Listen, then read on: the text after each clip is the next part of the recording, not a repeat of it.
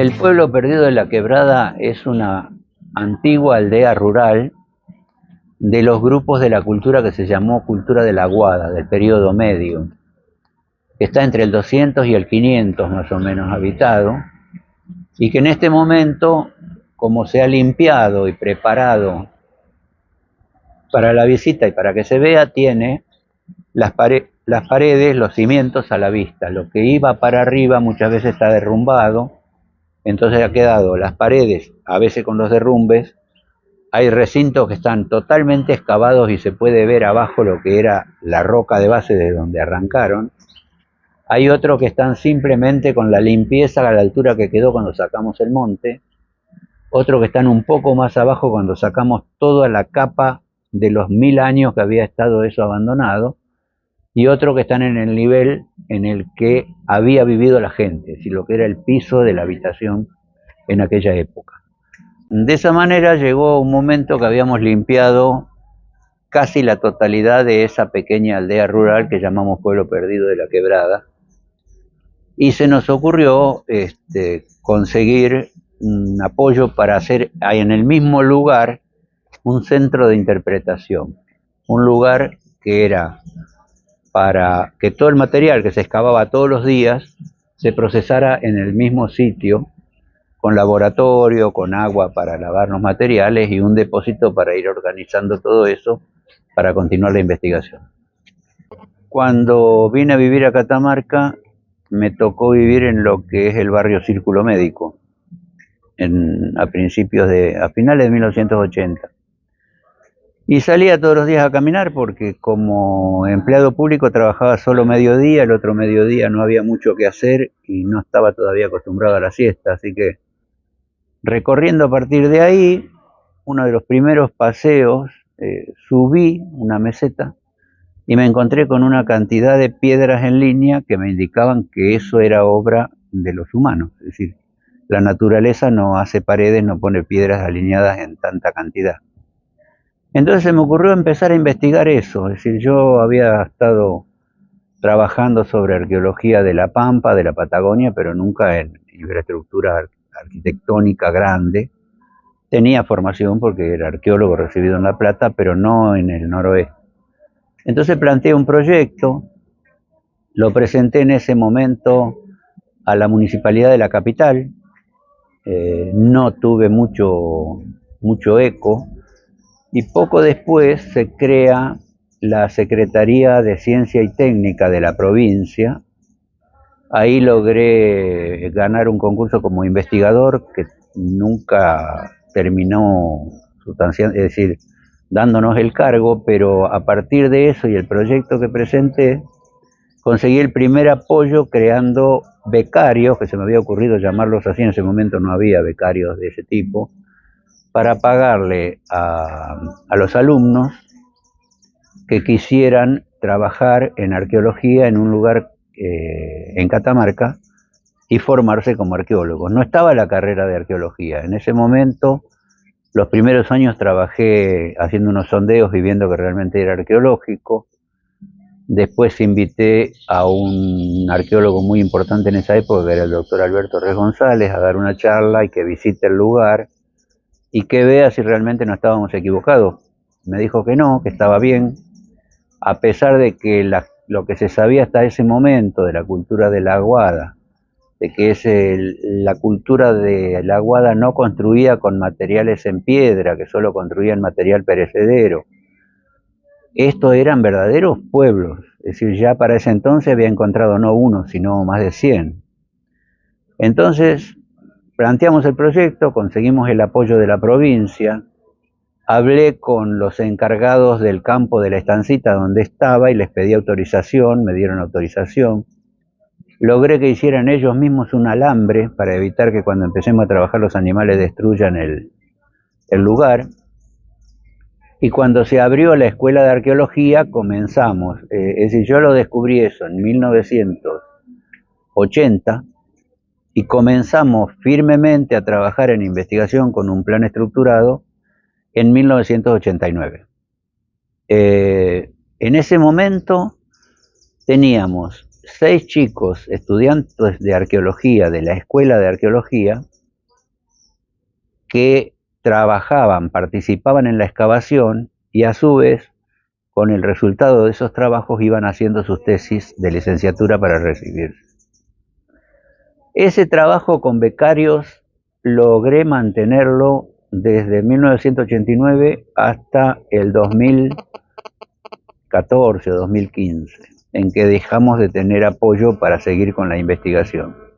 La idea hasta el momento era que los mismos que estaban excavando, internalizados en el tema, cuando llegaba gente de visita, le explicaban de qué se trataba y veían la excavación. Traíamos también una vez al año becarios y pasantes de Universidad de Buenos Aires, nos visitaba a veces la Universidad de Morón con la carrera de turismo y venían pasantes de escuelas de arqueología de Estados Unidos y otros lugares, a los cuales, al estar nosotros vinculados a la universidad, les otorgábamos un certificado de pasantía que les servía de antecedente para sus trabajos. Cuando le íbamos a poner un nombre,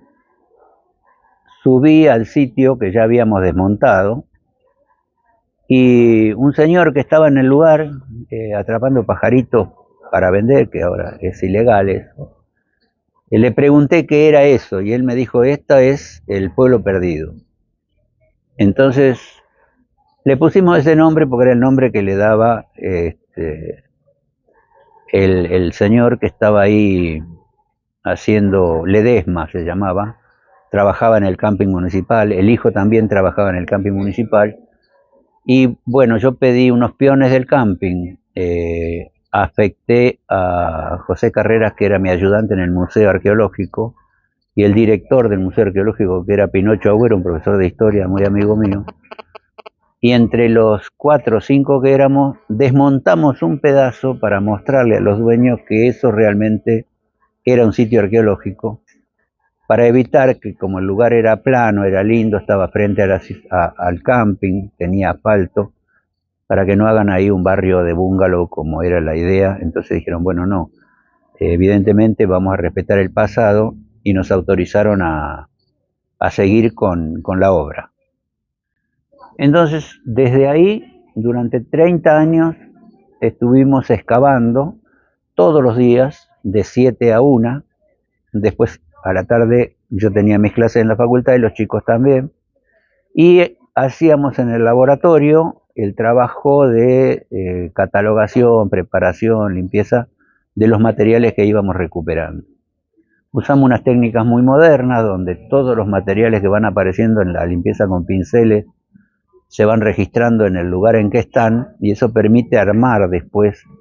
la utilización de un recinto para saber si fue un lugar de comida, si fue un lugar de vivienda, si era un depósito. Y así fuimos destrabando eso y sabiendo poco a poco cómo funcionaba cada uno. Llegamos a excavar alrededor de 37 recintos. Más o menos nos llevaba un año cada uno de trabajo. A veces un poco menos cuando eran más chicos. Y dejamos limpio todo lo que hasta ese momento creíamos que era lo que llamamos pueblo perdido de la quebrada, es decir, la aldea más chiquita que habíamos encontrado. Hicimos fechados de radiocarbono para los huesos humanos, para estar seguros de cuándo eran, porque si fechábamos madera, podía ser una madera reutilizada que sea más antigua, o podía ser más moderna, introducida por los animales, y entonces nos daba una fecha equivocada. Pero en lo que es el hueso de la persona que murió y fue enterrada ahí, no hay ninguna duda. Y nos dio tiempos mucho más antiguos de los que estaba estipulado por los arqueólogos para la cultura de la Aguada, que ya sabíamos que era la que había dejado esos restos. Entonces, llegamos a tener más o menos desde el año 200 hasta el año 500 una ocupación humana en ese lugar que después fue abandonada. La cultura que era que dejó los restos ahí, la que se llama cultura de la Aguada, era muy conocida en el oeste de Catamarca,